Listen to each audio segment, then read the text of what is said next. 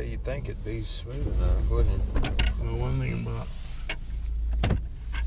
parking lots and streets, you get to start this stuff, the alternate thawing and freezing it. Yeah. Really tears it up. Yeah. I rode a March yesterday, and I can hardly drive on this street. It's so rough. Oh man, yeah. Terrible. His road is notoriously rough. Well, I mean, it had big, huge piles of snow in the middle that formed ruts. It was really hard to go, and then you get up on one and want to slip over into the rut. Pretty rough. I remember being out at his neighborhood one time for the taxi cab. Yeah. It was about the roughest road I've seen. It, you know, it's such a nice neighborhood. Yeah. But if you don't fix the roads, it's not that nice. Yeah, they don't seem to run the plows much in here. Yeah. Oh, Alice was asking if Bella enjoyed that book she'd sent over. Oh yeah. Yeah, she even got a little charcoal drawing set recently. Oh, good. Yeah, I'll tell her that she'd like that then. Well, how was your Resurrection Day Sunday? Went well. We did a prologue to the Passover Seder. Oh. You know, they usually do that communion, which is an extremely abbreviated thing. You know, when they get that, the roll for that, what they call communion from, I think it's in 1 Corinthians, where it says, we'll do like the Lord did on the night he took his disciples and broke bread and handed it to him, and do this in remembrance of me, that kind, you know. But then all they ever get is one little cup of juice and a little chip of matzahs. Yeah. But you know, a real Passover Seder is extremely detailed, and it takes, if you did the whole thing, it takes almost hours. Yeah. 2 or 3 hours to do it. And it involves a full course dinner. It's not just a little bit of stuff. But this, what we did, is what you call the prelude to it. Before the dinner, they do the ceremony of eating some matzahs and drinking some wine and stuff. And so we did a little of that. But even that, what we did is not the whole thing. It's limited. In a real one, they bring a basin of water around, and they wash their hands in it, and they say several different prayers. It's quite a detailed thing, but we did some of it. I had Mark kind of hold things up and help me, give me him a. He had a little hard time following the exact detail of it, but I finally convinced him. You know, they have what they call a matzah bag. You know what that is? Talk about for the afikoman? Yes. It's a 3-compartment bag. And you can buy them. They run anywhere from $15 to $152 for one. Wow. Depending on how beautiful artwork you want done on it and everything, but the Messianic Security said it's okay just to use paper towels. Okay. Which is what we did. So, but what we did, you take 3 pieces of matzahs and you fold them into the towel, so you have 3 layers of matzah in a 3-compartment container. That's called a matzah bag, but in Hebrew it's called matzah echad. Huh. So what's one? Echad means one. So yeah, you have 3 in 1. 3 in 1. So I said, okay, cool. We got the 3 in 1. What comes to mind when you say that? If you're talking about the 3 in 1, what are you talking about? You're talking about what they call the Trinity. Yes. And when you're going to name the Trinity, what do you call that? God. Well, you don't call it God. You're talking about the Trinity. If you're talking about the Trinity, what do you call it? Trinity. You call it the Father, the Son, Right, and the Holy Spirit. That's right. what you call the Trinity, isn't it? Right. All right. So when you hold up this matzah bag, this matzah echad, you're literally holding up a symbol of the Father, Son, and Spirit, the three in one. That's pretty cool. Now, some Jews say matzah, some say matzo. The Ashkenazi Jews are the ones that came from Germany and Poland and France, and they say matzo. The Spanish Jews came, they call it matzah. Okay. So that would make it feminine. If it was in Spanish, but it's not Spanish, it's Right. Hebrew. Okay, I got you. It's just a different way of saying the same word. Either way you say it, it means exactly the same. It means unleavened bread. So the word for unleavened bread is matzah or matzo. And they both recognize that. They respect each other. They don't get separated over it, but for some reason, there's several things about the culture of the Sephardics and the Ashkenazis that are slightly different. Their language is a little bit different. Some of their practices are different.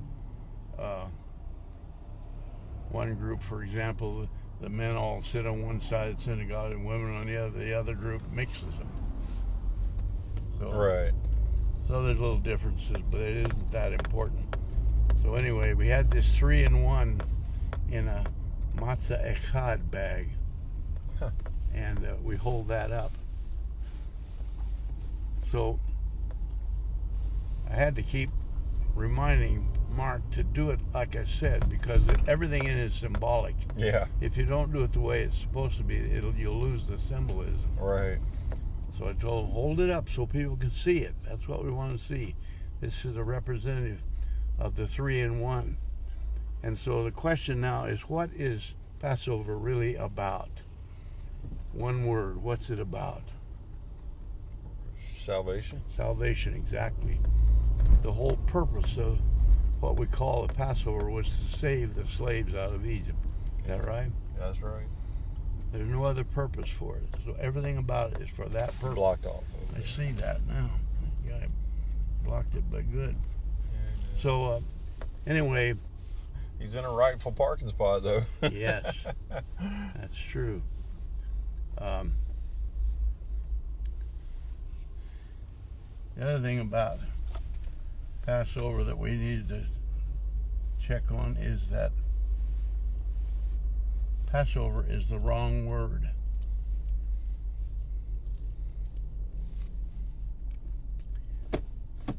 The Hebrew word is Pesach. And Pesach does not mean Passover. It means to stand, right? It means to stand or to protect or to rescue or to stand guard. And if you're going to call it Passover, who decided to call it Passover?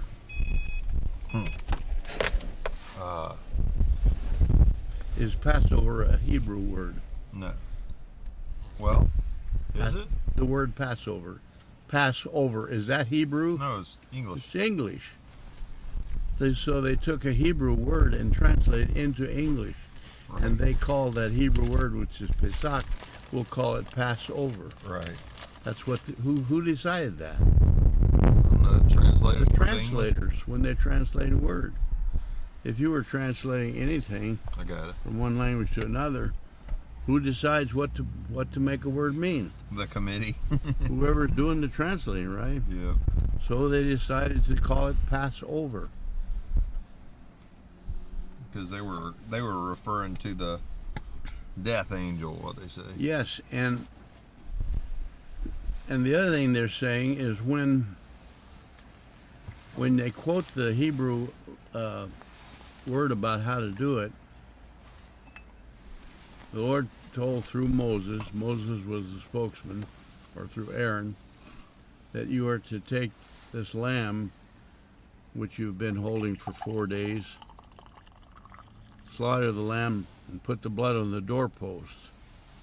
Well, that's pretty close to what the Hebrew says, isn't it? Yeah.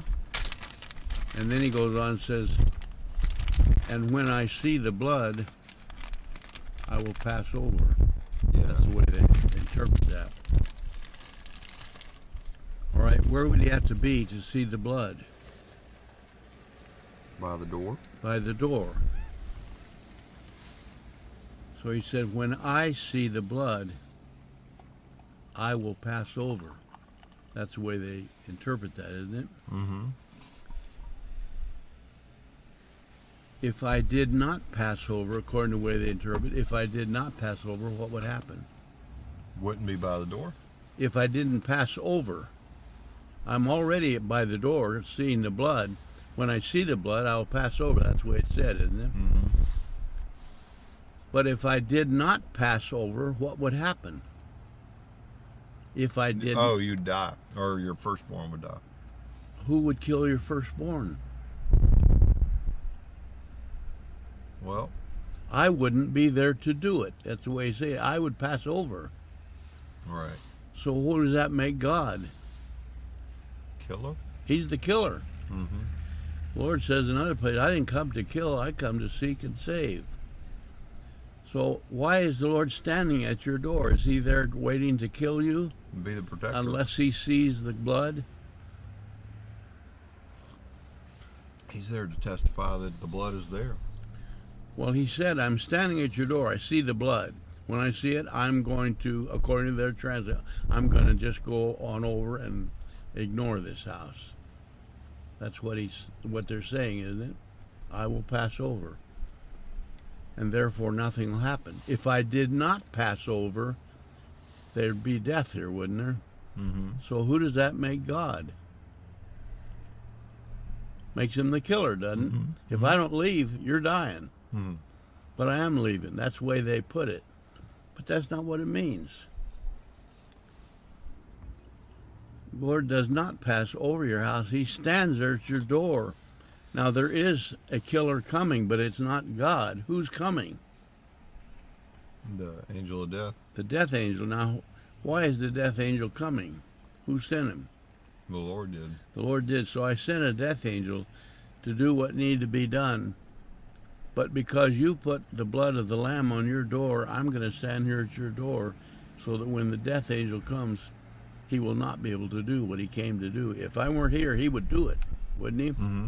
So if I pass over, the death angel will come, and what'll happen? If I pass over, here comes the death angel, what will happen? The death will come. Yeah, because I'm not going to be here. I'm passing on over. Right. So Passover indicates, well, Ignore- God's not there. Just going away, leaving, Mm-hmm. ignoring. Mm-hmm. But you can see that's not what happened. Mm-hmm. The Lord stands guard at your door. He does not pass over and go away. He stands over your house as a guard. He's standing guard over your place. So it doesn't mean the same as Passover. Guarding over doesn't mean the same as passing over. When you Right. pass something, what do? You go right on by it. Mm-hmm. If you pass anything, you pass a stop sign. You just ignore the sign, just go right on by. But he's not passing by. He's standing there at your door. So that when the death angel comes, he will not be able to do to your house what he would have done without the Lord there.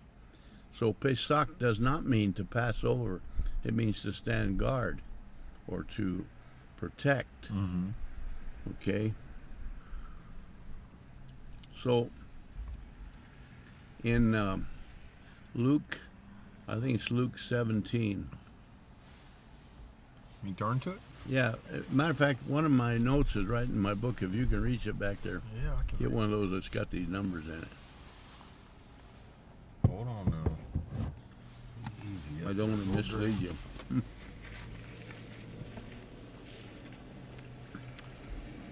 Can you see one? Is it in Luke 22? I think so. Does this look like it? No, it's one of those full sheets. No, Oh, okay. one of those that has the printing on it. So you got a bait? A bait? It's a Kaph. Oh, it is a Kaph. That's Got a rounded bottom. That's the letter for the day. Okay, All now, right. yeah, Kaph 25. Luke something or other. Do you want a copy? Yeah. I'll keep a copy. All right.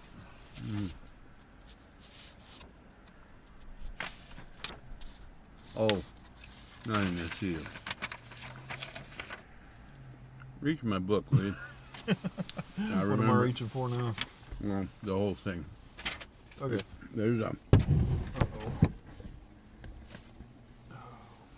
Can you get it? Yeah. There's a. Kind of flayed out there. Oh, I gotta get my drink. Hope I can find this thing I had. There's a little note that has it.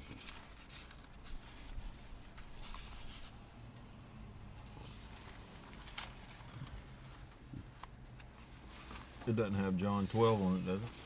I don't think so. It's a little note, just a little note. There's I wrote some things on. This?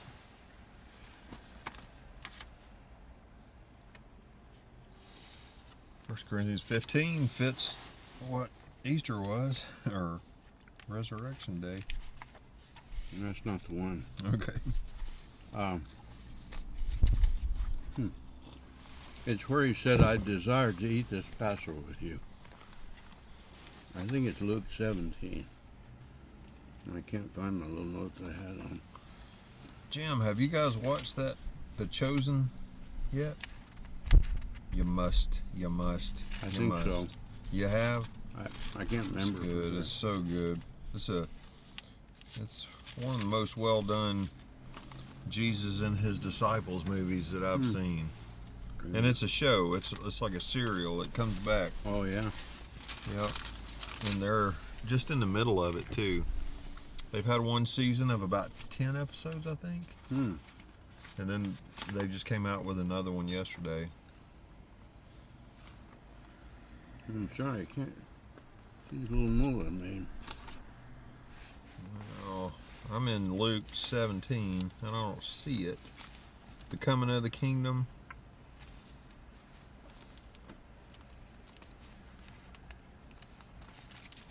It says he sat down with his disciples at the table, the way it's worded. After the triumphal entry. Yeah. Okay, so it's after 19, or it might be 19. Jesus weeps over Jerusalem.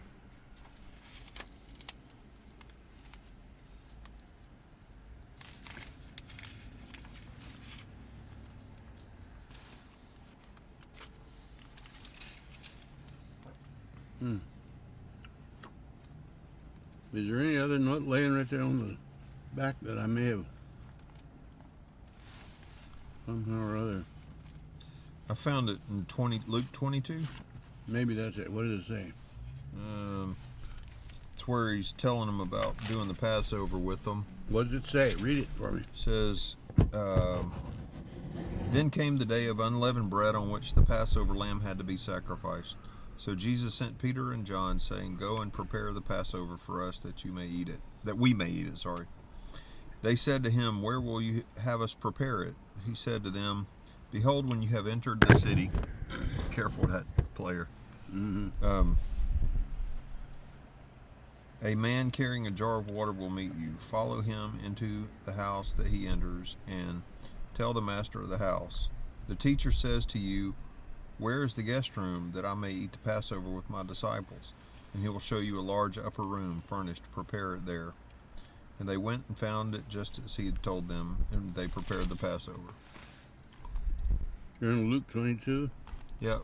And then verse 14, and when the hour came, he reclined at table, and the apostles with him.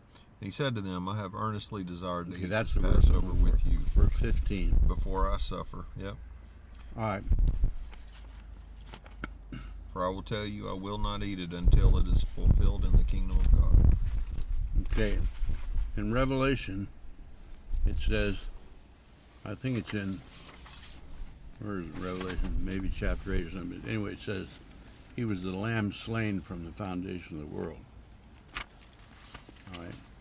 Yeah. So what's the lamb slain about? Well, it's I don't know how I'd say it, like a reservation for Yeshua. What's Passover about? Well, it's about salvation. It's about the lamb slain, isn't it? Yeah.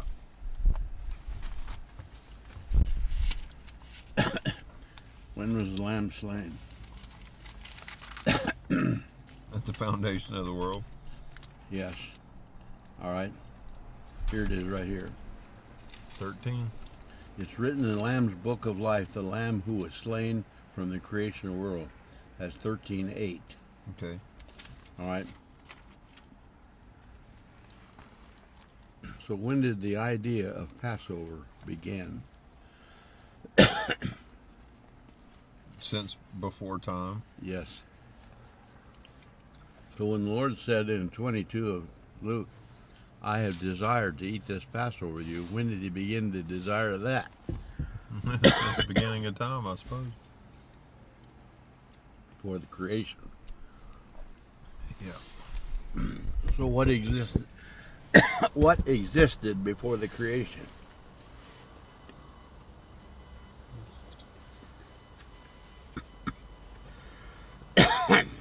The Passover?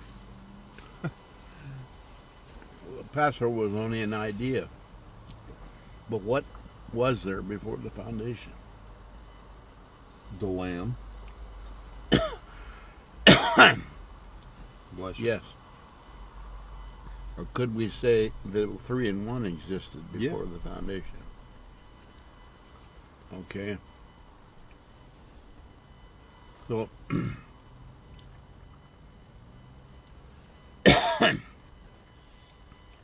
why did Yeshua come to earth? Not not what did he intend to do, but why did he come? For salvation. So he just woke up one morning before the passage, before creation, said, I think I'll go to the earth someday and save him. Is that what he did? No, it was part of the plan. Whose plan? God's plan. We're back to the 3 in 1, are we not? Right. Their plan. So the reason he came to earth is because the Father sent him. Isn't that what it says? Yes. He didn't come because he just thought one day to do it. He came because the Father sent him. So when we held up this 3 in 1 matzah bag, this represents the Trinity. We take the middle piece of matzah out of it. So when you're talking about the Trinity, what do you say that for the Trinity? Father, Son, Holy Spirit. What's the middle one? Son. You take that out of the Trinity and you bring it out of there down to where we are. Yeah. And when you get it here, when you take it out, you break it. Yeah. And then you take half of it and put it back into the matzah bag. Because the Lord said, even though I've come to earth, I and my Father are still one. So if the middle piece is taken out of the matzah bag, then you don't have a 3 in 1 anymore, do you? Right. You have to put that back in. But the part that was broken off is now wrapped in white cloth. Just as Joseph and Nicodemus wrapped the body of the Lord in white and hid it in the earth. So that wrapped it is hidden.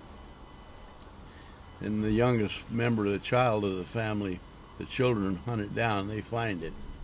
And it's hidden right in front of their face. They see him hide it. Mm-hmm. Do they know where it is?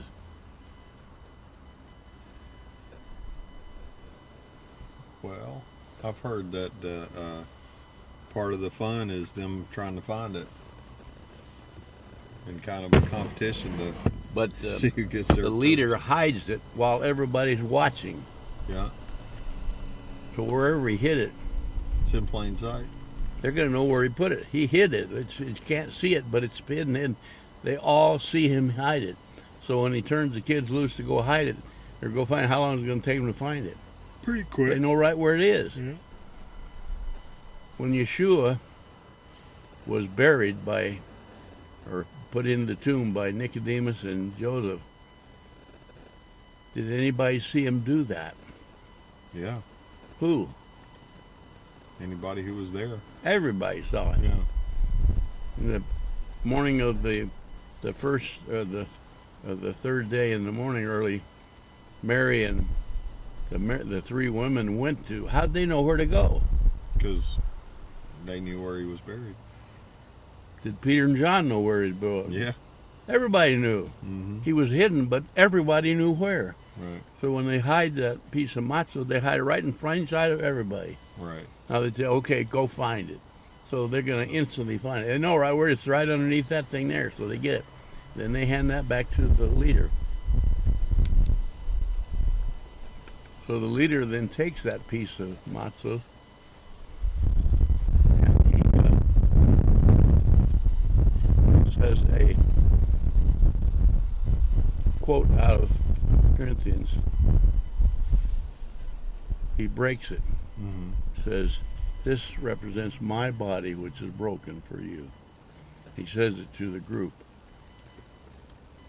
So he's really doing exactly what the Lord did at his matzos, or at his Seder dinner, didn't he not? Yeah. He broke the bread and said, "This is my body, it's broken for you. You eat it now. All of you eat it." But the bread is broken and it's handed to the people. That's what we did. And every piece is supposed to be as big as an olive. Oh, yeah. We don't want any little splinters. Why do it be big as an olive? Why does that matter? So everybody gets a portion? Why as big as an olive? That's about bite size. Why compare it to an olive? Because olives are crushed for their goodness. What's the olive to Israel? It's health and wealth. One of their most Prosperity. important crops, is it not? Yeah. It represents their prosperity or their liveliness. Yeah. You go to Israel, every little patch of ground's got olive trees growing, and they grow them everywhere. They grow for many generations. Yes. So everybody's handed a piece of that. But I said, now don't anybody eat that right now. You just take it. And then we all hold it up like this. Everybody's holding it up. And we make a prayer. Baruch atah hamelech olam hamotzi lechem miza'eretz. Blessed are you, King of the universe, who brings forth bread from the earth. When Yeshua was put into the tomb, in 3 days he was brought forth from the earth. For what reason? We pray the prayer that he's brought forth the earth, and then the Lord says, now take it and eat it, all of you. But what are they doing? Putting it into the earth? No. Taking it into themselves? He's already been lifted up out of the earth. They're taking it into themselves. Mm-hmm.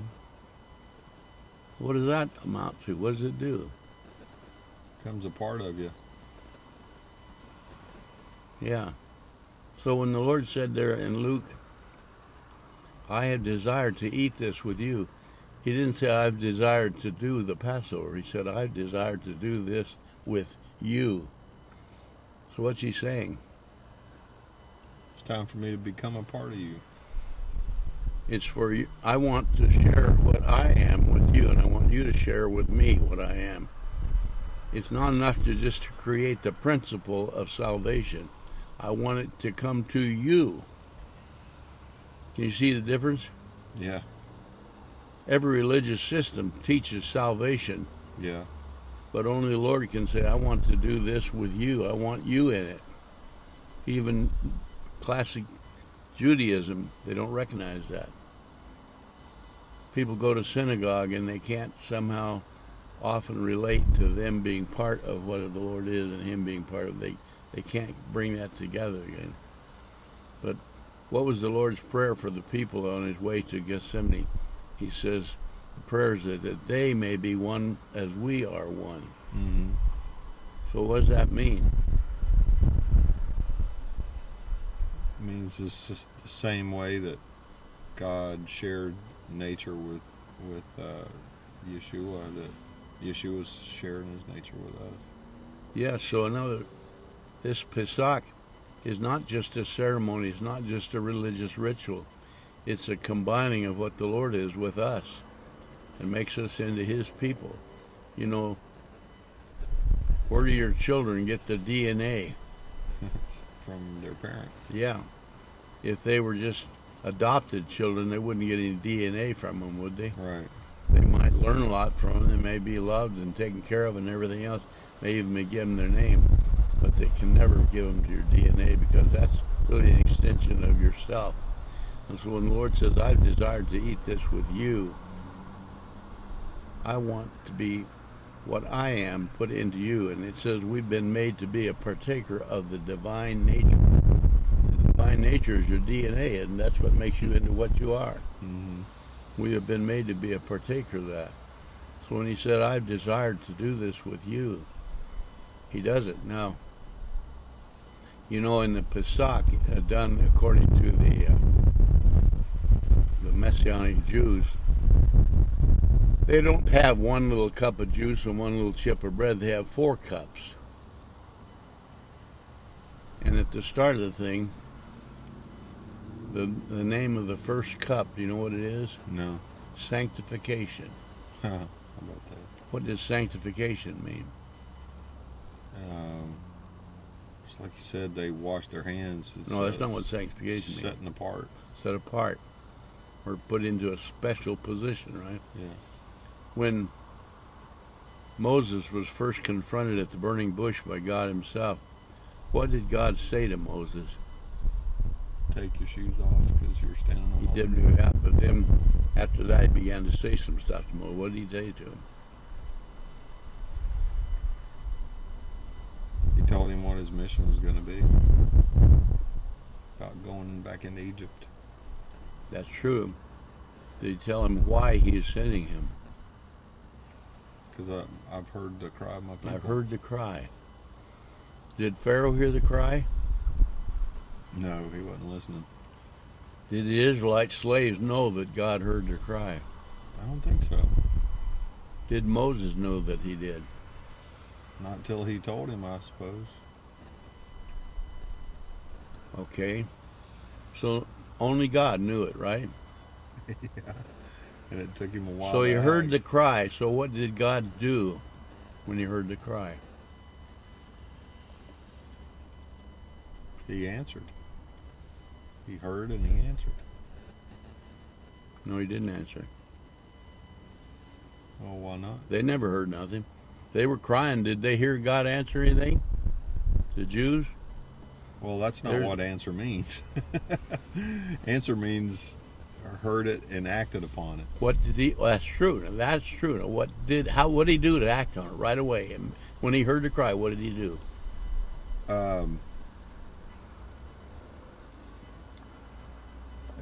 Made preparations. Started making preparations. Right? 'Cause some things take a while. The first cup is sanctification. Oh, yeah. Sanctification then. So what did he do? What does sanctified mean? Set apart. So what did God do? Set apart Moses. No, not Moses. Set apart everybody. He set the slaves apart. Yeah. Up until now, what controlled their life? Pharaoh. Pharaoh and slave drivers, right? Yeah. What did they do? What did the slaves do? Oh, they made bricks. They made bricks for Pharaoh. They did all his work for him, Yeah. right? They hauled wood, they carried water, they cleaned the house, they did everything that had to be done. Mm-hmm. They worked for Pharaoh. So they were in Pharaoh's dominion, under his rules, doing what he wanted done all the time, weren't they? Right. Non-stop. So what does God do the minute he hears their cry? Sanctification. He set you apart. He set them apart from Egypt, did he not? Now, up to now, they're totally under Egyptian control, dominion, and they work for Pharaoh. Are they allowed to ever go anywhere else? Can they No. take a side trip and No. go off? No, they're locked in. They're locked right there. Yeah. But God set them apart from Pharaoh. Mm-hmm. At that point, they didn't know it. Pharaoh didn't know it. Nobody knew it. But they were no longer under that dominion Right. because he set them up. That's sanctification. Yeah. Before anything you ever knew anything happened to you, God has already set you apart from others. You're already put into a special position.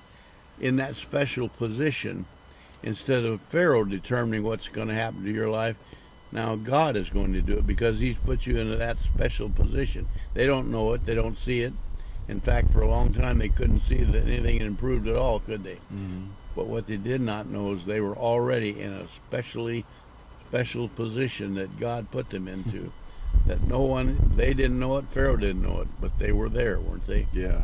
So at that point, something's going to happen that no one can prevent, isn't it? Yeah. Their own unbelief can't stop it. Pharaoh can't stop it. They are going to be everything that God made them to be from that point because they've been put into that position. So now, More extra today. okay, thank you. Go ahead and start their next cup while hold. So they drink that cup of sanctification and they make a prayer giving thanks for being sanctified.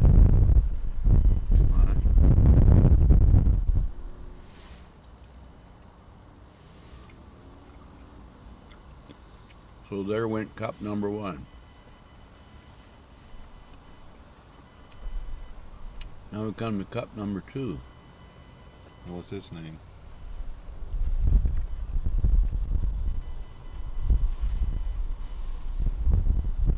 Well, once they've been sanctified, what's going to happen? They're going to get rescued. Is Pharaoh willing to that? No. So what do you have to do? Get out of the grip of Pharaoh. How do you do that?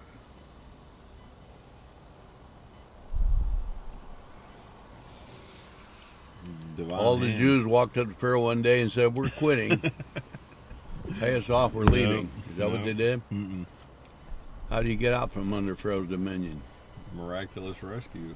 How? What's happened to do it? Well, it was a series. That's the whole first part of the book of Exodus. What? What happened? All the plagues and The name of the constant going back name and of forth. cup with- number two is the plagues, Really? or God's wrath against the gods of Egypt. By the way, he said the plagues he sent were not against the Egyptians, they were against the gods of Egypt. Why did the Egyptians do what they did? Why did they oppress the Israelites? There's multiple reasons, I'm sure. There's only one reason. Because they forgot about Joseph. No. That's what we see on the sermon. Everything's a parable. That's the sermon. Why did they do what they're doing? The plagues were against the gods of Egypt. Mm-hmm. So why were they doing what they do? Who, the Egyptians? Yeah, why did the Egyptians do what they're doing? Why did they oppress the people? Why did they enslave them? Why did they refuse to acknowledge God? Why? Because they were following those gods. Because their gods required that, right? Right. And so the plagues were against those gods. If we can defeat the gods who are driving these people, then what will happen? If we defeat the gods that were driving the Egyptians, then what will happen? Then they'll let go of those gods? They have to. If we defeat those gods, they have no one else to motivate them, do they? Mm-hmm. The plagues were there to defeat the gods that were driving the Egyptians. It says that. I send my plagues against the gods of Egypt. And so How many plagues were there? 10. What's the number 10 represent? Authority of God. Yes. So 10 plagues are against 10 other authorities, are they not? Right. What's those authorities called? Well, they all had their names. The gods of Egypt. Okay. What was plague number 1? Water to blood. Is there a god of the Nile River? Yeah, of course. The Nile god. Yeah. What's plague number 2? Frogs. There was a frog god. All right. Plague number 3? Lice. There was lice god. Plague number 4 is the flies. It keeps on going. How many are there? 10 plagues. Yeah. All right, now, cup number 2 means the plagues or the wrath of God against the gods. But they don't drink that cup. Huh. They just take their finger and they dip it into the wine and they drip a little on their plate, 1 drop, and they say, water turned to blood. Then they dip another and they drop another. Frogs, plague of frogs. Dip another, plague of lice. Dip another, plague of flies. There was, what are some of the other plagues, you remember? Yeah, the disease against the cattle. Yeah, pestilence against the cattle, go on. Locusts. Locusts, The darkness. darkness. Um, See, there was the sun god, but the Hail. god was turned to darkness. yeah. Yeah, hail, boils, remember that one? Boils. Yeah. What was the very last plague? Death of the firstborn. Yes. So anyway, they tick their finger 10 times and they make, so their plate now has 10 drops of blood on it. But they don't drink it. Why shouldn't they drink it? That's what Yeshua's going to do. And the plagues were not against them. The plagues were against the Egyptian gods. The reason they even dip and drop it, it says they were there where the plagues were going on, but the plagues were not against them. You know, one place it says, 1,000 may fall at your side, 10,000 at your right hand, but it will not come near you. You'll only see, you'll only observe the wrath of God against the evil. So they were there to see the plagues and see the effect of it, but it wasn't against them. So they're only acknowledging it by dipping the finger and dropping blood. There's a picture of that plague, but it's not. I'm not going to drink that. It's not for me. The Israelites had been sanctified, have they not? Right. So whatever's going to happen to the Egyptians is not going to happen to them because they've been set apart. Right. So they don't drink cup number 2. They only acknowledge its existence by dipping their finger in there. And if they had taken the plagues into themselves, then they would suffer from the plagues, would they not? Right. But by just dipping their finger in a wine and making a drop on the plate, does that cause any pain or suffering? No. They're not experiencing any of the plague's effect. They're only acknowledging that they did exist. We saw it, but it's not against us. It said that 10,000 may fall at your right hand, but it will not come near you. You'll only see what's going on. So that's where they were. So that was plague number 2. Or cup number 2, I mean. So then they come to the 3rd cup. And at this point is where the middle piece of bread is taken out of the matzah loaf, the matzah bag, and broken, and wrapped in white, put in the tomb. And then the Lord is brought up out of the tomb. He's resurrected and found by his people. The children go and they quickly find the piece because they see where it was. It's broken, and then it says he took the cup and he said, this cup means something. What does this cup mean?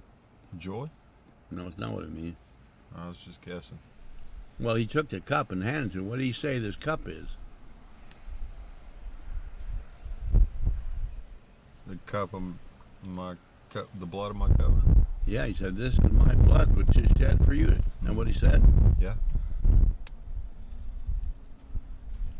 And then he said, okay, hand it into, what does he tell him to do? Drink it. Drink it. Why? You don't drink cup number 2, but he told him to drink cup number 3. Why?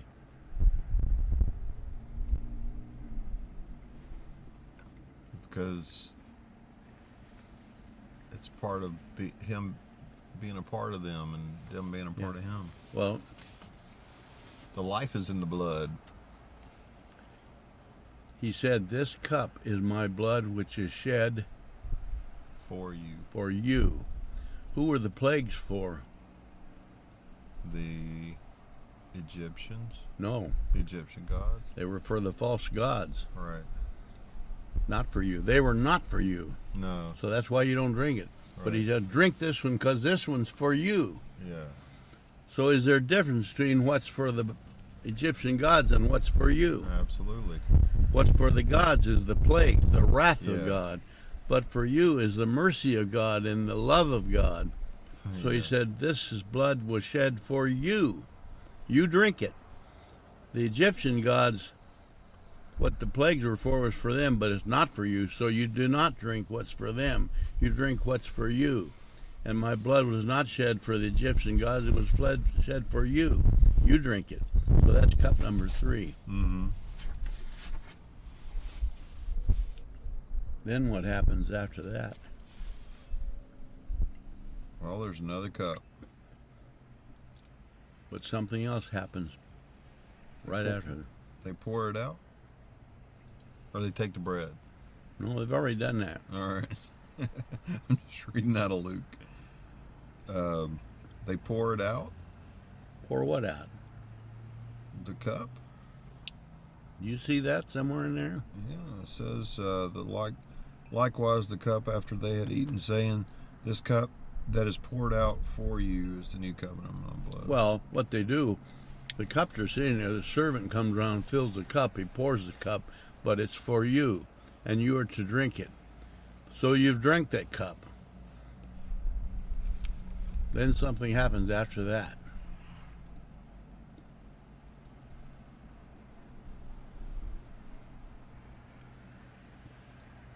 Are they singing a song yet? Not yet. Okay.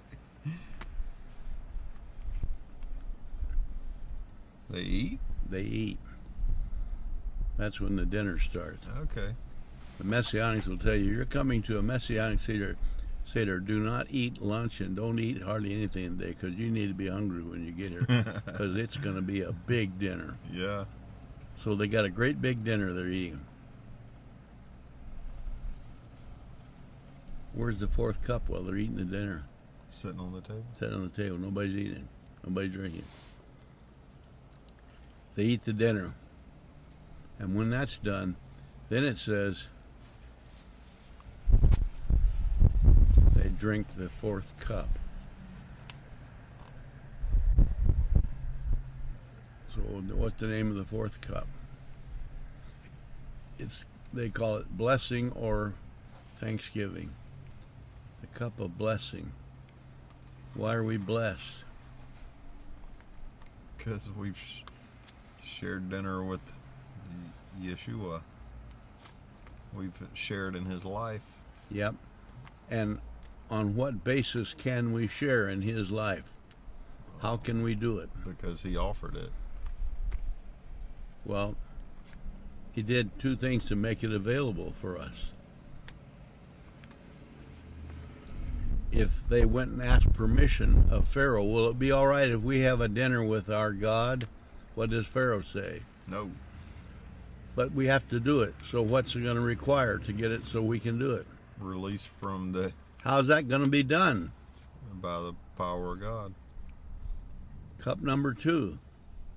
The It's plagues. Okay, yeah. The wrath of God is going to force this to happen. Did that happen? Yeah.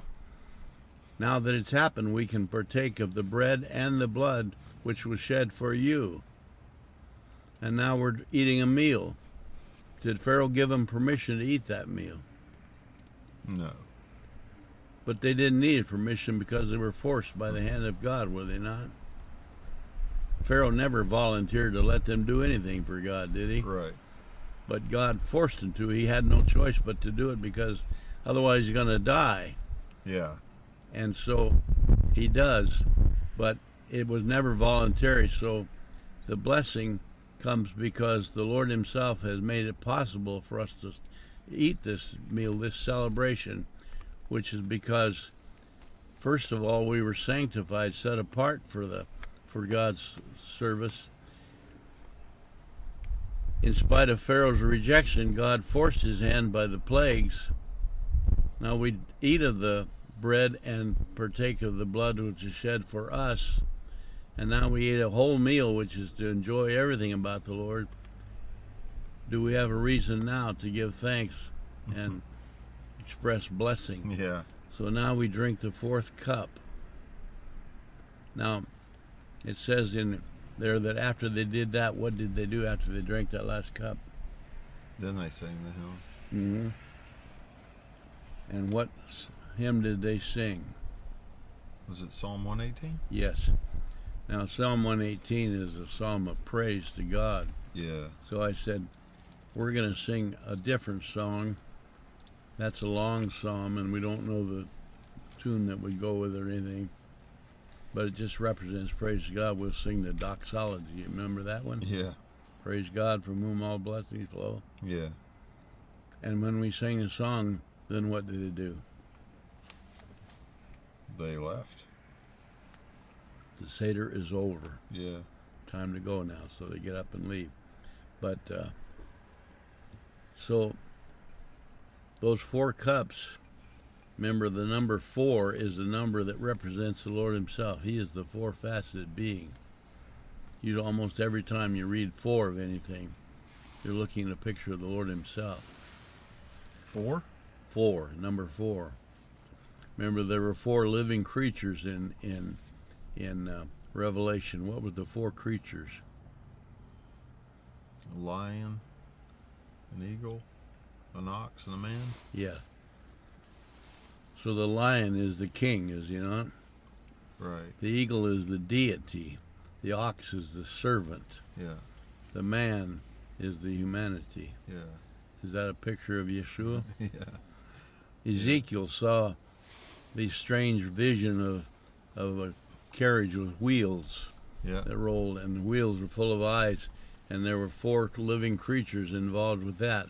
The same exact picture as what John saw in Revelation. So there's 4 Gospels that we know of: John, Mark, Matthew, and Luke. Each one picturing something about the Lord. Matthew is a picture of the king. Everything in Matthew is about the king and the kingdom. Mm-hmm. Mark, the suffering servant. Luke is the man, and John is the deity. In the beginning was the Word that was God.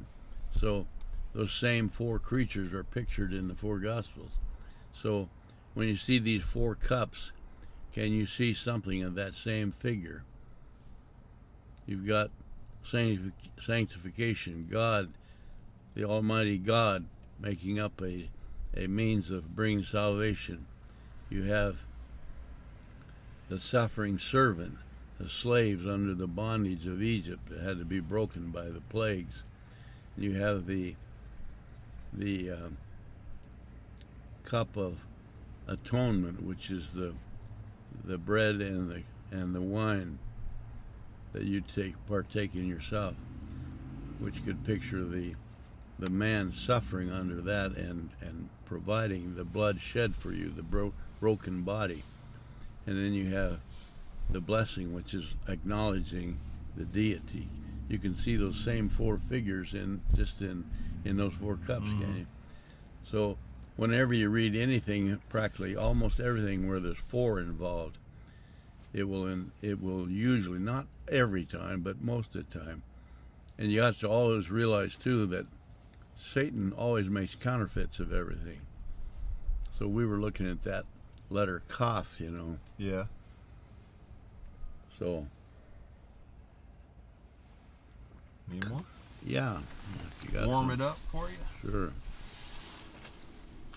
Let's see where that creamer went off. There it is. Kaph, like every other letter, contains a yud in it. Right. Can you see the yud in the letter Kaph? Yeah. Where's the yud? Right there in the opening. Yeah, coming down the top. Now, ordinarily, a yud in square script does not touch the baseline. It's suspended up above it.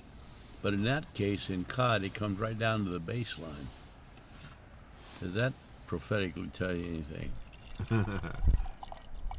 How the hand of God has come down, kind of like Philippians 2. Yes. Where it says he laid aside his glory and took on the form of sinful man and came down to where we are. Yeah. So Kaph pictures the Lord himself, who is the hand of God coming down to our place in order to do something for us. Yeah. Making that connection with what we are. Ordinarily it would not be so. If you took the Lord in his, shall we say, ordinary position, what is his ordinary position? His ordinary place. Up there at the right hand of God. Mm-hmm. The glorious position. Right. We laid that aside in order to come down to us. So can you see Kaph representing the Lord coming down to who we are? Mm-hmm. And at the same time, Kaph is pictured like an open hand. Yep. So, what's it about an open hand? Shows that you're ready to receive. Yeah. If you reach out to somebody with your hand, you got something in your hand, and I reach out to you with my open hand, what am I doing? You want what they got. Then give it to me, right? Mm-hmm. So, It's a fundamental element of faith. so if we hold out our open hand to God, what are we doing? We want what God's got. And at the same time, he says, all day long I've extended my hands out to you. I'm offering you help. So an open hand can either say, I want what you have, or I'm here to give you something. Either way, pictures our relationship to God, doesn't it? Yeah. Receiving what he has for us and him offering it to us. So the letter Kaph is the 11th section of Psalm 119. Remember, every section in 119 is 8 verses. And how many sections are there? 22. Why 22? It was double 11. That's how many letters there are. Okay. Why does that matter?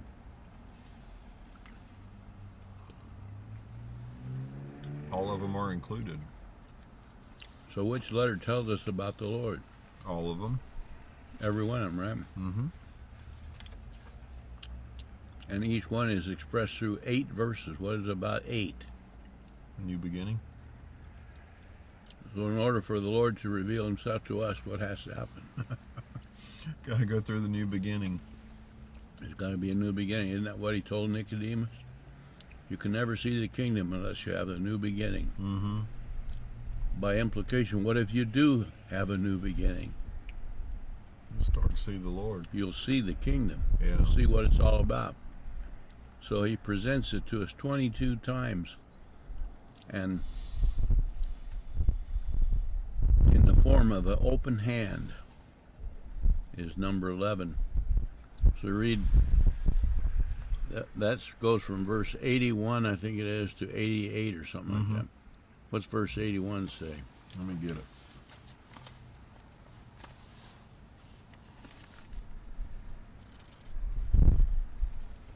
I got my tiny book today. I misplaced my bigger purple one. Well, I can I get had it, one though. of those sheets. Where did it go? You got what? I had one of those. I think I took it from Did you? Okay. you. All right, 81. Turn the page. My soul longs for your salvation. I hope in your word. Meaning I'm reaching out my hand to you. Okay. My eyes long for your promise. What does long mean? It means that's what you want. You desire it. Okay. I want another cup of coffee. Is that longing? No. Well, Well, it means that I want something. Long does mean I want something, but it doesn't just mean I want it. If you're longing for something, what's going on? Means you stay awake at night wanting to get it So how much do you want it? more than anything. I mean, you're just. In fact, another verse there. Let's see, where is it?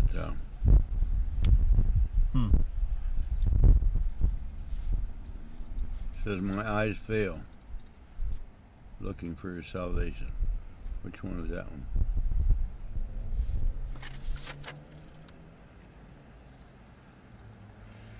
Is it in this section? Mm-hmm. Oh. Well, it says my eyes long for your promise. My eyes long for it. Mm-hmm. What version you got there? ESV. No wonder. In NIV it says something like, "My eyes faint, looking Oh, for yeah. you." In other words, no matter how hard I look, it's such a greatness to it that my eyes can't even stay awake long enough. They can't stay open. It's just nearly dying for it. So Jeremiah said,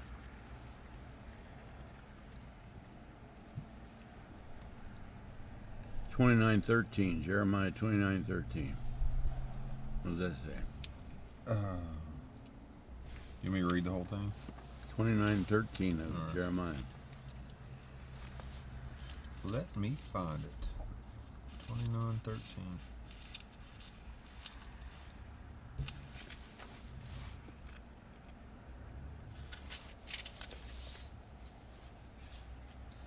You will seek me and find me. When you seek me with all your heart, I will be found by you, declares the Lord, and I will restore your fortunes and gather you from all the nations and all the places where I've driven you, declares the Lord. Okay, Jeremiah puts a condition on something. What's he say? You got to seek me. That's not the condition.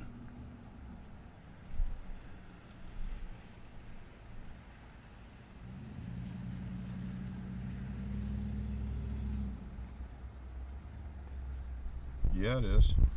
I'm quiet. You seek me. You will seek me and find me. When? When you seek me with all your heart. There So it what's is. the condition? Wholeheartedness. You're not just looking for him like you'd look for a nickel on the floor. Right. You're seeking me with all your heart, which Right. that means what? Means that's the longing word. If With you're everything. If you're seeking something with all your heart, there's only one thing in the world that matters to you. That's Isn't it? right. It's like the pearl of great What you're price. looking for. That's Nothing right. else has any value. That's the one thing I want, and I have to have it. I can't live without it. That's what it is, isn't it? Yeah. So, a lot of people do religious things, but they don't put their heart into it. It's just a kind of a ritual they do, or a program they play, or a habit, or something. Seeking me is fine, but you'll find me not when you seek me, but when you seek me with all your whole heart. Yeah. So, in other words, you got to put yourself into this. When the apostle said the way to worship God is by presenting yourself as a living sacrifice, what happens to a sacrifice? It's given completely up for. Now, you're a living sacrifice, so you don't die by doing it, Right. but the purpose is the same. You give up everything of yourself to the Lord. Mm-hmm. Is that the same thing as seeking Him with all your heart? Yeah. The same thing as longing for Him. It's the same thing that my eyes can't even look far enough to see it. But now, when you're longing for something, there's something being said right there.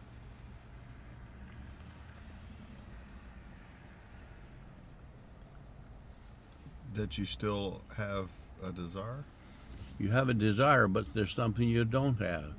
on what you want. Yeah, you're longing for it means I don't have it yet, but I want it. And I want it so much that I'm willing to lay my life down for it. Mm-hmm. I'm willing to seek with all my heart. That's how much I want it, but I don't have it. So, does that mean we have no hope? No. Why not? Because we're seeking Him with all of our heart. So, So what's Jeremiah say? He said, when you seek me with all your heart, you'll find me. Okay. So what's the hope? That you're going to find Him. Is there any chance you won't find him? If your heart's divided, it will. But the word was, if you seek me with your heart, you will find him. So is there a chance you will not? Only if you don't do it with your whole heart. But if you do, You will. It's you will. guaranteed. It's a guarantee. Yeah. Now that's a word the world uses all the time. Every salesman talks that word quite a bit, don't Guaranteed. they? Yeah. You buy this product, it's guaranteed. What does Yeah. guarantee mean? It depends on. It means they stand behind the product. So what's the promise of a guarantee? You'll get what we say it is. What we say you'll get. So it won't fail you, right? Right. Every sales product is sent that way, aren't they? Yep. Does anybody sell a product and say, no, we can't promise this will hold up for you. It may not last 5 minutes. Would they sell them much that way? Not a bunch. So they all say, this is the product you need because this is really going to do what you need to be done. And we guarantee that. Yeah. What's the problems with the world's guarantees? They don't have the power to back it up. So they can't make it do what they said it will do. They say it will. They promise that it will. The basis for the sale is on the fact that this is going to do what you want it to do. Mm-hmm. But they don't have the power to back it up. Who alone can guarantee anything? God. God says, if you seek me, you will find me when you seek me with all your heart. That's guaranteed, isn't it? Yeah. Is there any chance it might not work? Nope. Because if it didn't work, what would that prove? God is not who He said He was. And He'd know better than a human is, because Right. humans guarantee things that they can't do. That's right. So God would be no more than a man if He couldn't absolutely back that up. That's right. But He does, so that's a good thing. And you notice in about the third paragraph here,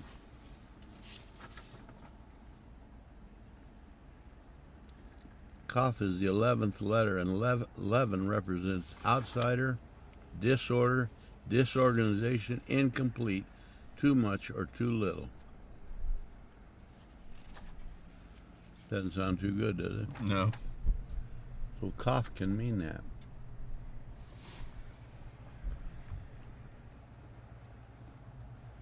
Now God extends an open hand to us with a guarantee, does it not?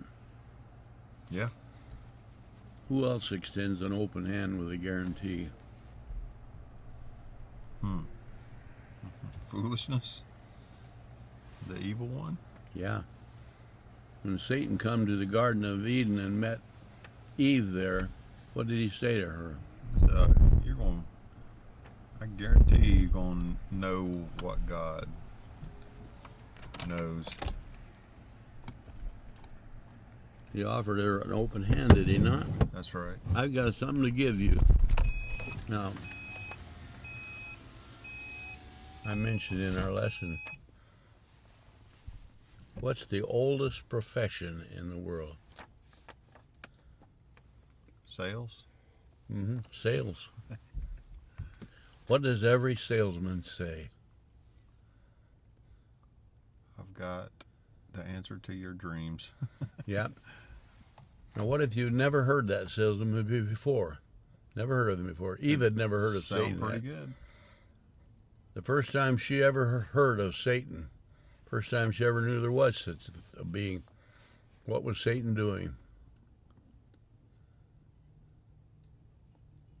He's making a sales pitch. Making Yeah. a sales pitch. And so how did he do that? What did he do to make the sales pitch? Told her what she wanted to hear. Yeah. Well, she had never thought about that before, had she? Right. Said, I want you to think about something that you've never thought of before. Ever salesman ever say something like that? Yeah. Well, not before that. I mean, do the salesmen say things like that? Oh, yeah. I want to tell you about something you may have never heard of before. Uh-huh.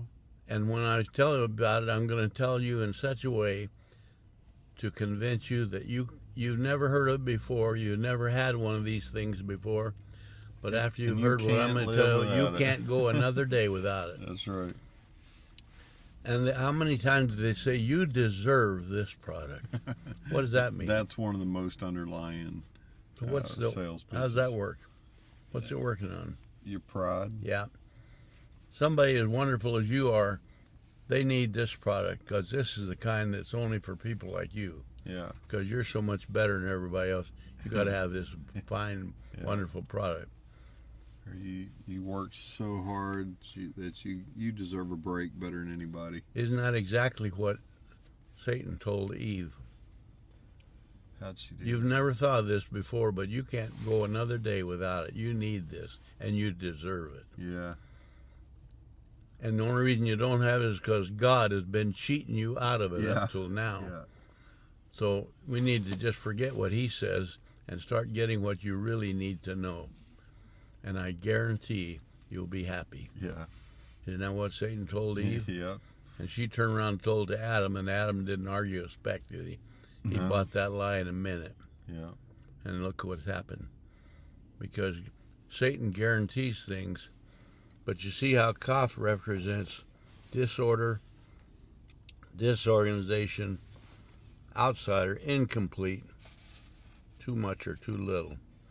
You know, number 10 is Yud. What does 10 mean? Hand of God. Well, it's a hand, The hand. but the number 10 represents Authority. Of authority, yes. And number 12 is Lamed. What does Lamed represent? Or God number 12? working with his people. Yeah, and Lamed itself is the shepherd's staff. What's the purpose of a shepherd's staff? To protect and control the people. Yeah. Or the sheep. The rod is his is a weapon for fighting enemies off, but the shepherd, the staff, is used for control, for instruction, for guiding, for pointing directions, for General shepherding, welfare. keeping them from going off the path, things like that. Guidance, direction.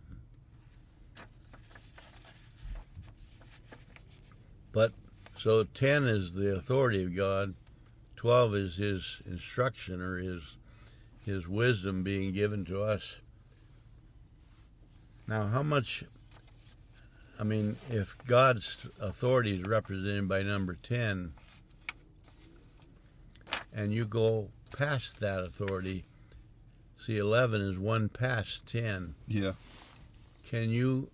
What can there be beyond the authority of God? Well, chaos, trouble, disorganization. Well, if you don't get your authority from God, where are you going to get it? From another source. Or What? for What are you yourself. going to get it from? From yourself. So 11 represents self-effort.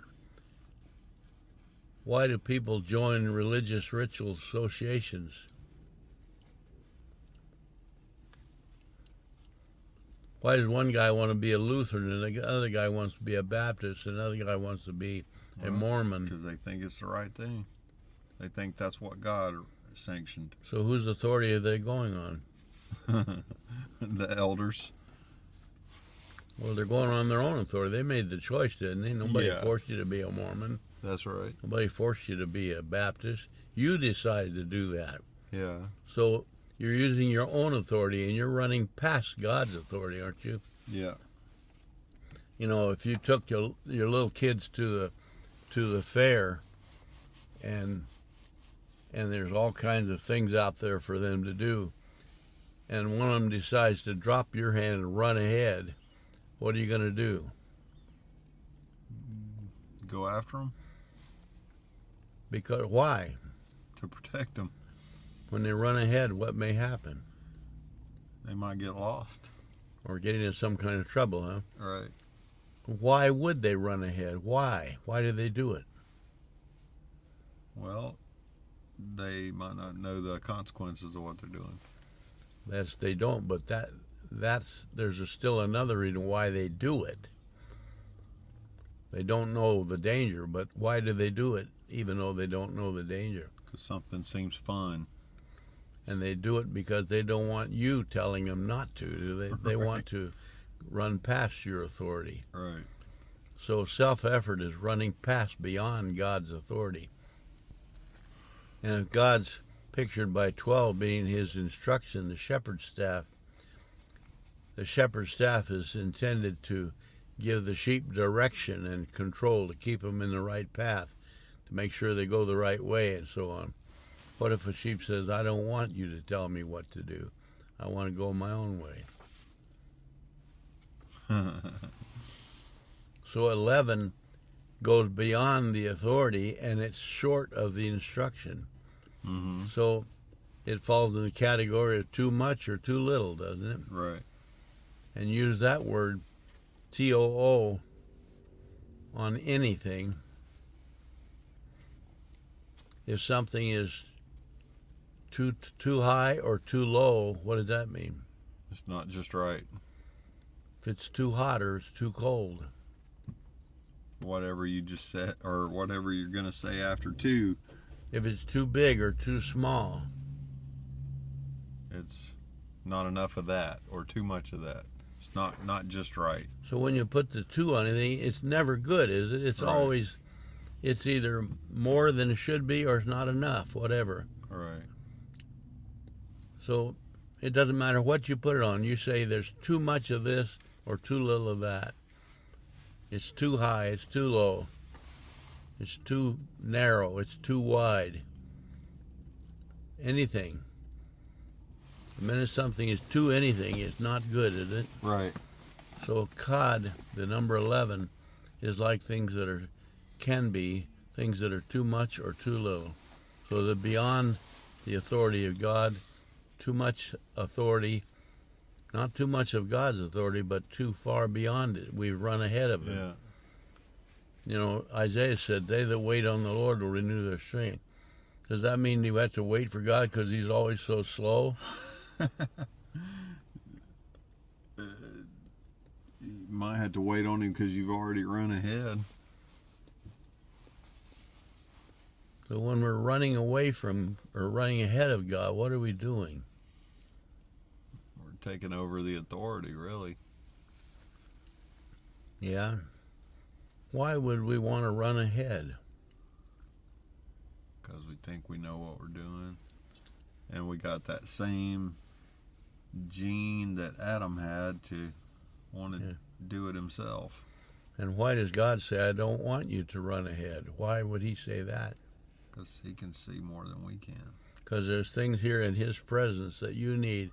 Yeah. And when you run ahead of that, you're going to miss out on that, aren't you? Yeah. You're running beyond it. You're saying, I don't want to wait to get what you got. I want to get it myself. That's what we call self-effort. Yeah.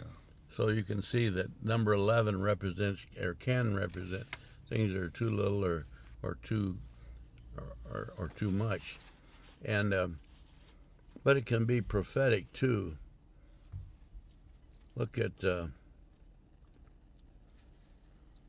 let's see.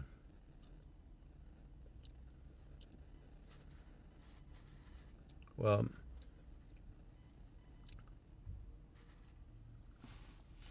it says here that open hand to receive from God can be with things prophetic, but it can also deal with divination. What's divination? Messing around with things that are not of God, that are kind of other gods. Well, and can you other narrow it spirits. down a little closer? If you were going to define divination, what's the meaning of it? If someone's a diviner, what do they do? I don't know, to talk to the dead or... Yes. You look at Exodus chapter 22 at verse 18. They weren't supposed to have any part of it. This is 22.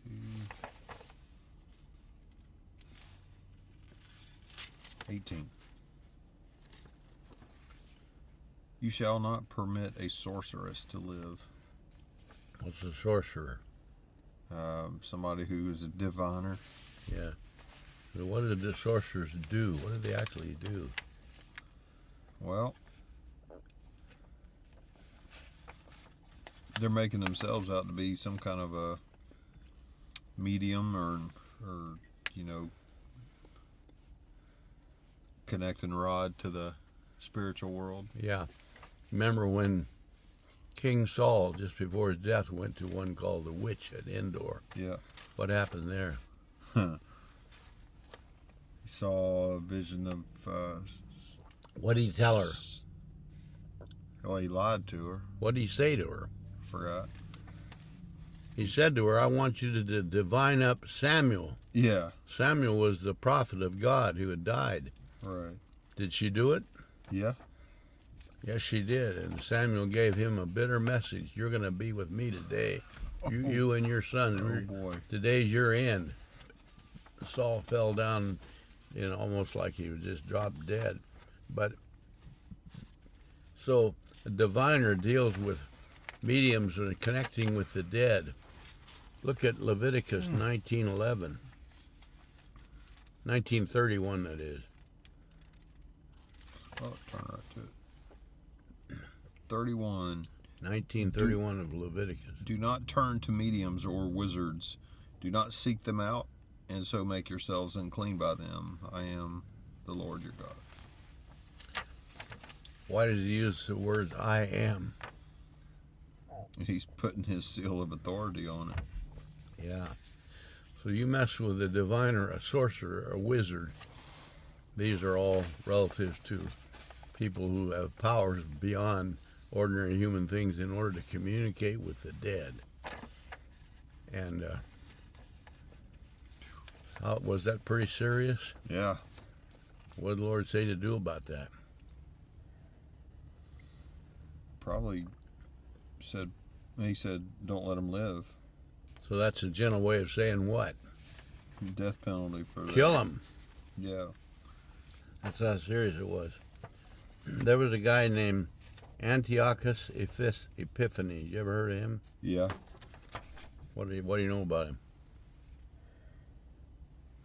Probably nothing but his name. All right. He was a tyrant who was a Greek. Remember, he had four civilizations. The Babylonians. What the Babylonians known for? Warfare? Bronze? Were they good friends to Israel? Never. What did they do with Israel? They had them in captivity. Yeah, made slaves out of them, right? Right. So the Babylonians were an enemy, were they not? Oh, yeah. And who took over for the Babylonians after that?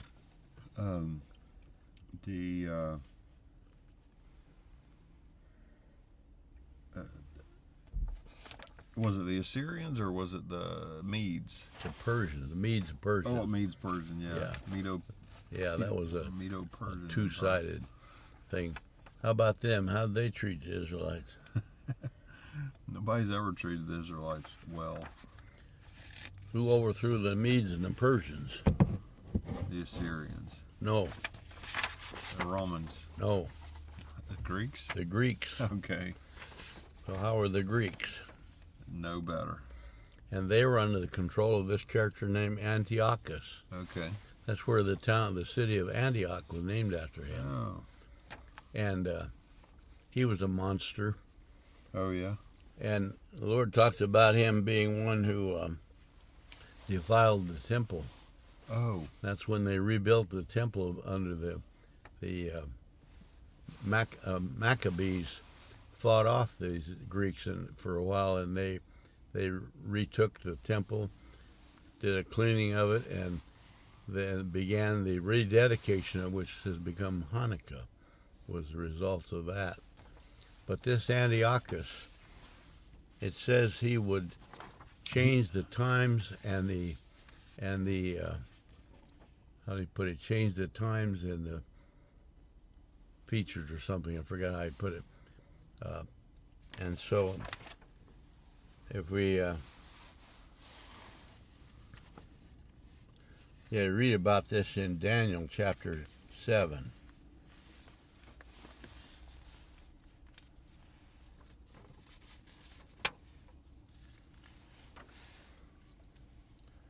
You'll see in Daniel 7 there was a terrible beast. Are you there? Yeah. And what did it say about that beast?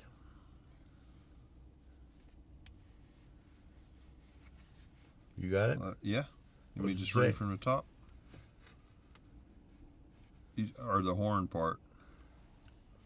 We said there was a beast. What about it? What does it say? In the first year of Belshazzar, king of Babylon, Daniel saw a dream and visions of his head as he lay in his bed. He wrote down the dream and told the sum of the matter. Daniel declared, I saw my vision by night, and behold, the four winds of heaven were sitting upon the great sea, and four great beasts came out of the sea. How about the fourth beast? First, the second, Or the last one, there was one.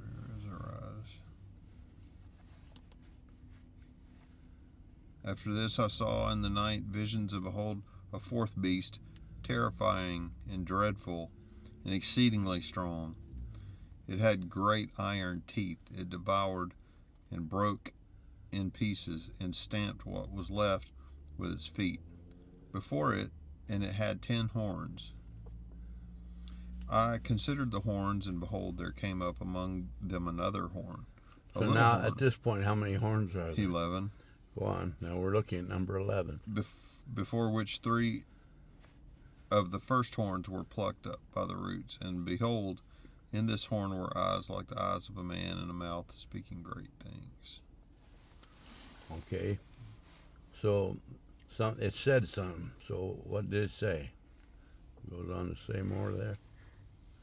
As I looked, thrones were placed, and the Ancient of Days took his seat. His clothing was white as snow, and the hair of his head like pure wool. His throne was fiery flames. Its wheels were burning fire. Okay, who are you talking about there? The Ancient of Days. Who is that? Yeshua. Yeah. Look at Daniel 7:25. 7:25. He shall speak words against the Most High, and shall wear out the saints of the Most High, and shall think to change the times and the law. Okay, seems to change. This was Antiochus Epiphanes. Okay. Now, the times and the law that he was going to change, what do you suppose what does it mean by the times and the law? Probably that he was trying to undo what Moses put into place, and their calendars, and yeah, all the feast days are parts of the records of the times of it, huh? Right. So the changes are on the back page. This is law that this Antiochus put in effect. You shall profane the Sabbath. You shall profane the holy holiday feast days. You shall set up idols.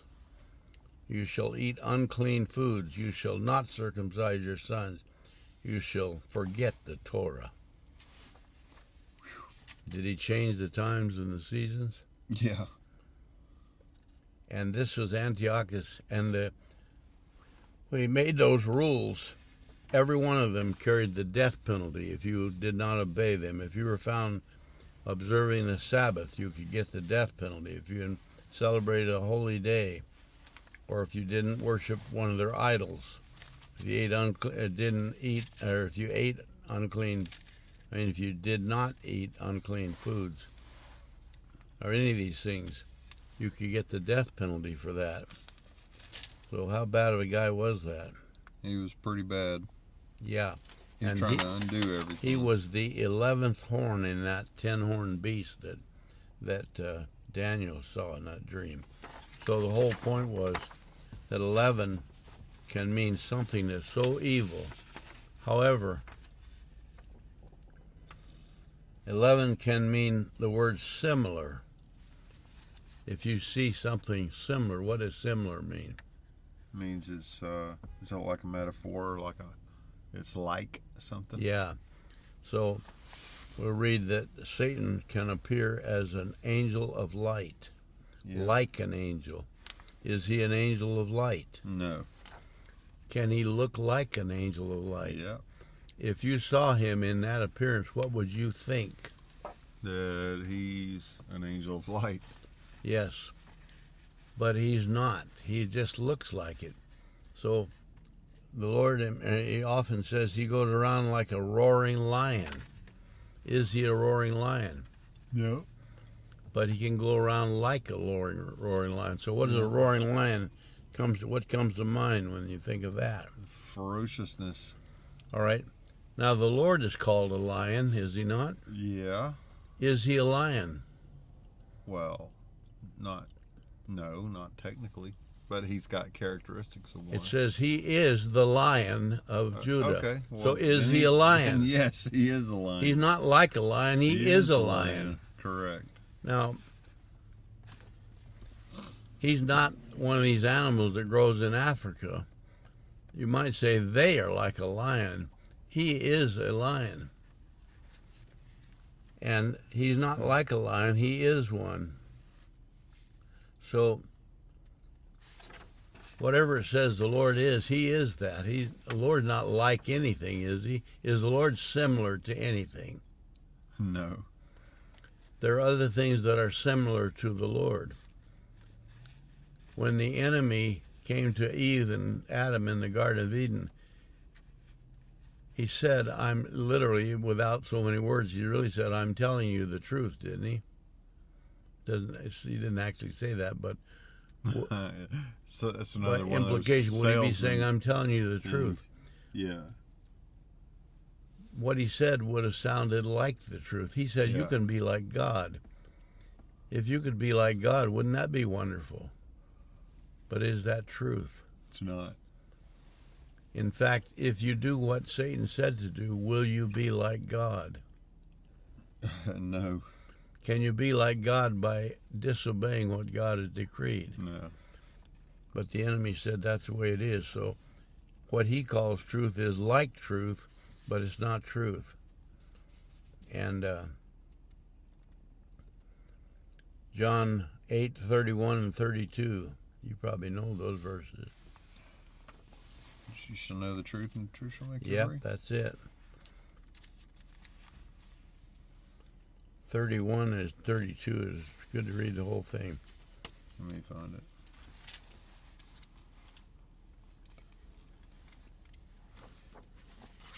Jesus said to the Jews who had believed him, if you abide in my word, you are truly my disciples, and you will know the truth, and the truth will set you free.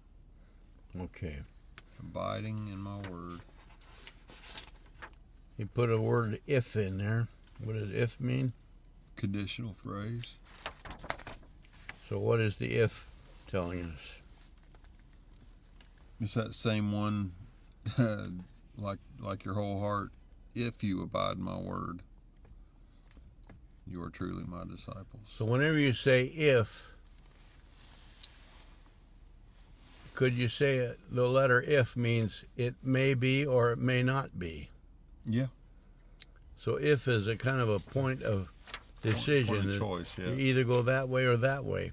Yeah. If you go that way, what will happen? If you abide in me, what? Then you are truly my disciples. So if you took the other road, it doesn't say it, but by implication, what if you don't abide in me? Then what? You're not my true disciples. All right. And if you do, then what will happen? It says if you do, you'll know the truth, and the truth will set you free. And so you'll know something and you'll be set free. Set free from what? Bondage of sin. What was this whole Passover lesson all about? Being free from the bondage of Egypt. Being set free from the slavery of Egypt. Yeah. So when you don't have freedom, you've got bondage, don't you? Yeah. And bondage can come in many forms. Yeah. But bondage always holds you down, always prevents you from being able to do what you should do, doesn't it? Bondage, it always puts a puts a burden on you that you can't get out from under. So if he says you'll be free, would it be safe to say you'd be free from any kind of bondage? Bondage comes in many different forms. Yeah, if you're free indeed. So what sets you free from any kind of bondage? Abiding in Yeshua. Yeah. Well, it says if you abide in me, you'll know the truth, doesn't he? Yeah. So knowing doesn't mean if you met some guy and say, "Do you know Joe Blow?" "Oh yeah, I met him yesterday." You don't know him. What does know mean? It's an intimate knowledge. Means I've spent a lot of time with him. I understand him. I know what he thinks. I know what he wants. I know what's important to him. I know his habits and all about him. But just to say I met the guy crossing the street and he said hi, that's not the same as knowing. So religious systems all introduce you to God, don't they? Yeah. Yeah, I shook hands with God, said, "Hello, how are you? Have a nice day. Shalom." I know God. Is that true? Pretty much, yeah. But that's what religious systems do. Yeah. But when he said, if you know the truth, means if you have a relationship with him where you are taking all of him into yourself, you're learning of him, he is experiencing his life in you, you have something going there, then the truth will set you free from all kinds of bondage, won't it? Yeah. So a lot is said by that little word, if, but it always means he only gave you one side. If you know the truth, here's what'll happen. Does he tell you anything there about what would happen if you don't? It doesn't say that. No. But part of Hebrew understanding is implication. Yeah. Means you could say, well, what if you don't? If you do, here's what'll happen. So if you don't, then what? Then the opposite of that will happen. So if you know the truth, it'll set you free. If you don't know the truth, then what? You'll be in bondage. You're still in bondage. And is there any you chance, won't know him. Can you ever get out of that bondage? No. Only if you recognize the truth. Only if. So it's the truth that gets us free from that. That's right. So when we read Kaph in Psalm 119, we see a man who is earnestly longing for the truth, is he not? Right. I long for your salvation. My eyes faint looking for your salvation. When will you come to me with your promise? The word is, when will you come? I need you. I want you. How bad does he want him? His greatest desire. Yeah. Does he find it? Yeah. Do you see that in Kaph, in that 119 section, Psalm 119, verse, the last verses, it goes from 81 to 88. My soul longs for your salvation. I hope in your word. My Okay, eyes. just a minute. I hope. What does hope mean? I hope it doesn't rain tonight. No, it's a hope is connected to the surety of the promises of God. Hope is God's guaranteed promise, isn't it? Yeah, it's his seal. So when God says we have hope, it doesn't mean It's wishful never, thinking. Yeah, that's right. It means an absolute guarantee. So what does it say about hope there? I hope in your word. What's the word? Yeshua. Okay, go on now. My eyes long for your promise. I ask, when will you comfort me? Okay, the question was when. I want it, but by implication, I don't yet have it. The question was when, wasn't it? Yeah. What's the answer to that question?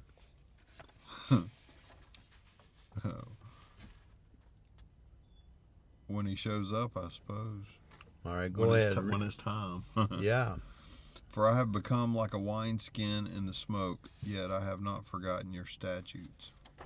Okay, when he says, I haven't forgotten, now what does that mean? It means I keep my mind on it too. On what? On the word, Yeshua. And that is my hope, isn't it? Yeah. So the question was, when will you come? When will I get the answer to this longing.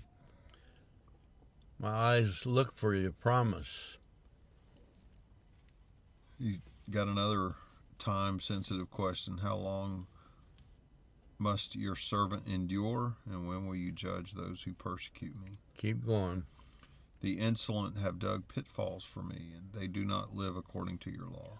Okay, what is the insolent? What does he say, the insolent? What do you mean by that? People who are against your word. Okay, now he says, what is his confidence in? The rescue that he's going to have from the Lord. And it's hope, isn't it? Yeah. Keeps But him the going. insolent, what are they doing?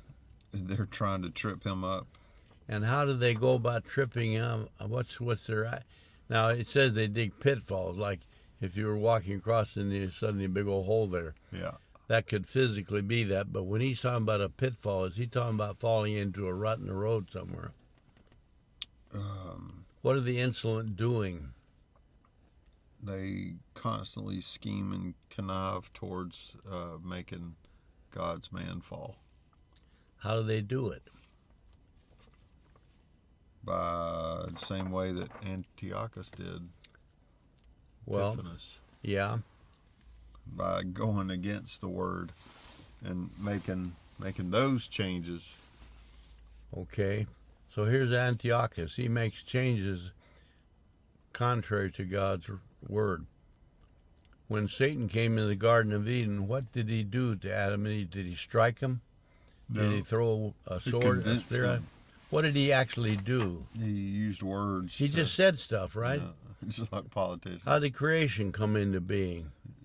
God spoke. God said things. God ordered things. The enemy comes with the same attack with words to undo what God has done, has he not? Right. So he says, I put my hope in your word, and the insolent are digging pitfalls. So what are they doing? They're doing not what God's will is. How do they come against me? They What did Satan do with Adam and Eve? He said stuff with to words, them. yeah. They come with false words. Yeah. Is there power in words both for good and for evil? Absolutely. So a good word comes from God and gives us hope and gives us a reason to be joyful. A false word digs a pit in our walk, which is nothing but words that cause us to be discouraged, fearful, lose our confidence, unbelieving, things like that. Can you see that? Yeah. It's the words that do it. What do politicians do? Talk. They just talk. That's all they do. They don't ever do anything with, they don't go up there and build something or tear something down. They just talk. That's all they do. But is there any power in all that talk? No. No. What do you mean? They turn the whole world. Yeah, there There's is terrible power in Yeah. it, isn't there? Is there power in the words of the demonic spirits? Yeah.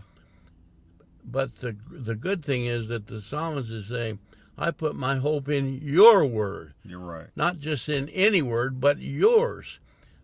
The world puts hope in the words of things that come from demonic spirits that have no backing from God. If they put their hope in the words of the world's antagonist, the world's, what do you say, you just read it there. Who digs pitfalls? The insolent. The insolent. If they put their trust in the words of the insolent, what's going to happen? They're going to fall in those holes. Things are going to go upside down for them. But he said, I put my hope in your word. So what does that do for him? Makes them secure. That gives him security and safety and direction, and he's under the direction of the shepherd with the shepherd's staff.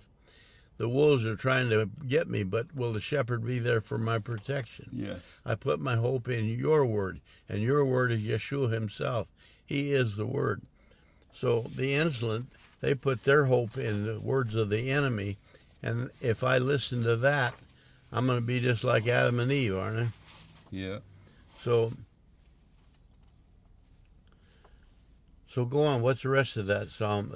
They have almost made an end of me on the earth, but I have not forsaken your precepts. Okay, they've almost. What does that mean? They've made some strides. And So did their words accomplish anything? yeah, they accomplished some things. In fact, I came right up to the brink of disaster. Is that what it's saying? Yes, sure does. They was that close. Were those words dangerous? Yes. Now the enemy did not strike me with any kind of a weapon. He didn't throw a rope around me or didn't stab me or something like that. This was not a physical attack. He only came at me with words. That's what it says, isn't it? Yeah. And those words were so terrible. In fact, the enemy, sometimes the Lord referred to enemies, their tongues are sharp as swords. Now, a sharp sword, if somebody came at you with a sharp sword, would you be in danger? Yeah. But he said their tongues are like sharp sword. What does that mean? It means they're using words to cut people. How much power is in those words? A lot of power. He compares it to a sharp sword. If a soldier came at you with a sharp sword, a Roman soldier or a Greek soldier or a Babylonian, what could he do to you? He could kill you. He could, and he probably would if he came at you. What about someone who comes at you with evil words? They'd destroy you with them. They could. So they're just as powerful, or the effect is the same, only in fact it's worse, is it not? Well, yeah. Families have been destroyed by nothing but what somebody said. Yeah. A phone call can cause a church to split, can it? Yep. I mean, people have been put in prison because somebody said something. Yeah. Didn't matter if it was true or not. In fact, if it was not true, it may have had a worse effect than if it were true, Yeah. wouldn't it? So words have a tremendous amount of power, don't they? Yeah. So what does he say about that? I put my hope in your word. Is there any more of that?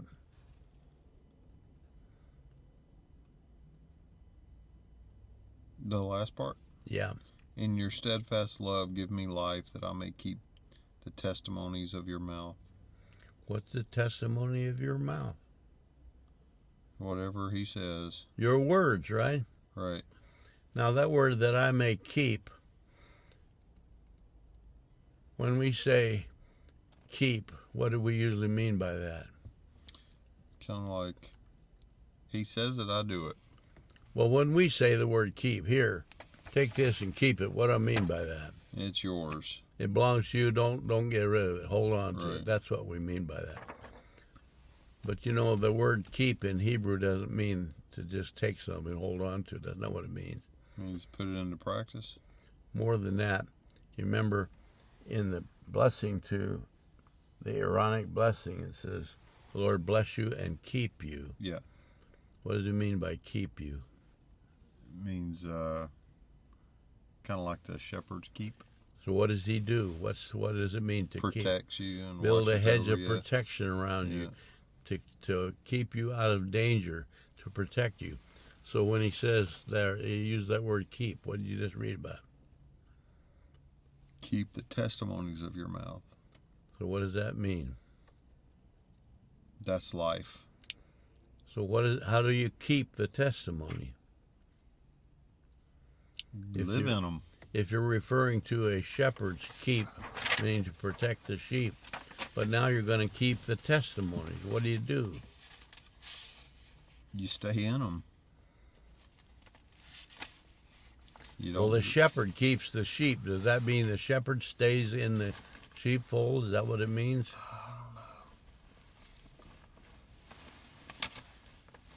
When the shepherd makes a keep for the sheep, is that a place for the shepherd to camp in? Well, Is that why he does it? To give him a place to camp for the night? no. What's the he's purpose doing it of for it? the sheep. So when he keeps the sheep, it's for the benefit of the sheep, is it? Not for himself. Right. So when he says, I'm going to keep your testimony, so what are you doing? You're living where the shepherd wants you to live. Am I missing something? Keep means to build a protection around him. Right. Now I'm going to build a protection around your testimony. What does that mean? I don't know. That's strange words right there. Why would the shepherd do that for his sheep? Out of love? Loving for who? For the sheep. Loves the sheep, so he builds a protection around them called a keep. Now I'm going to keep your testimonies. So what should I do? I'm going to do the same thing the shepherd does for his sheep, only I'm going to do it for your testimony, your words. I'm going to keep them in my heart, so I might not sin against I'm going to God. build a protection around them, so Yeah. because I want them and they're important to me, and I don't want anything to happen to them. So why do we talk so much about the things that the Lord has said? To keep them in our hearts. Because it'd be awfully easy to forget them. Absolutely. And if we forget the words, what will the enemy do with those words? Take advantage and twist He'd do them. the same thing a wolf would do with a sheep, wouldn't he? Yeah. He'll drag them off and gobble them up, Yeah. and they won't be with you anymore. So when we keep the testimony, we're making them so important to us that we don't let the enemy take them away from us. That's So good. part of looking into it all the time and daily, some of the Psalm says, I meditate on your law day and night. He said that, doesn't he? Yeah. Does that mean he never talks about anything, thinks about anything else? But this is a constant thing to him that's so important. It'd be like, here you got a shepherd out in the wilderness with a flock of sheep. Shepherd has a lot of things on his mind maybe, but what is the big thing about what's the shepherd thinking about all the time? Is the well-being of the sheep. Yeah. What do my sheep need? What's good for them? What can I do for them? And he's also got an idea about what about the enemies that are trying to attack it, the wolves and the lions and the bears that would come for the sheep. Does he have them in mind? Oh, yeah. So, he has to think about where's the grass, where can I find some grass out here, where's there going to be water, I need that for my sheep. But his whole concept, what is on the shepherd's mind all the time, is what is it that's good for the sheep, isn't he? And when it comes nighttime and he needs to build a little hedge to protect them during the night, that's called a keep, or keeping him. So when he says, I'm going to keep your testimonies, it means I'm going to treat your word just like the shepherd treats his sheep. What matters to me is that nothing can take these words away from me. Nothing can distract me. If something happened that drew the shepherd off to the other side, he got his attention, he goes way off over here to look into something, what's going to happen to the sheep while he's gone? They're going to get looked after by the wolves. Yeah. So the shepherd does not let himself get distracted from his sheep. So one of the very things the world does all the time is try to distract you away from the Lord. Isn't that true? Oh, that's so true. Everything. Yeah. Even a lot of well-being people who think they're doing the words of God will do things to just draw your attention off to something else, Yeah. and get you mixed up in something that may in itself be okay, nothing particularly wrong with it, but it draws you away from what you really need to be thinking about. So he says, I'm going to protect your testimony. That's what I'm going to be focusing on, and what matters to me, and what I don't want anything to take me away from that. So can you see a bit of a parable there in the sheep and protecting the words, Yeah. But one thing we wanted to never forget is that the words are so powerful, and that's why we study these things, Yeah. to keep them real to us. And So this is lesson 25. Why'd you circle back around to the middle parts with the yod and the Kaph? well, because we're going all through the whole thing again. Again? Yes. looking more deeply into the letters. We gave them a kind of a once over one time through, but we're finding I told everybody at the beginning, we can study Psalm 119 for the rest of our life, and we're never going to get it all because it is so vast and so full of greatness. So we're just taking a better look at it. One thing I used to do years ago. So we'll go up to a minimum of 44, Lord willing. Well, I used to just want to rush through things. We'd be reading scripture, come to Psalm 119. Oh man, this is the big one. It's going to take an hour to read this. And it kind of go at it from an attitude of it's too much trouble. Yeah. But I've discovered that once we really start looking at the reality of it, instead of looking at it like this, say, wow, we're at 119. We get to read this one today. What a wonderful work. Yeah. And of course, if you look deeply into what every single letter of that means and what these sections of eight verses each mean, it begins to really say something to us, Yeah. So many times people just rush through this thing and we'll just get it over with, I remember when I was a kid, we had one little group we were supposed to read so many verses every day, so we'd rush through them, try to get through them, Yeah. Just rattle through them, didn't learn one thing from them, And you can't do that. Well, what time is it?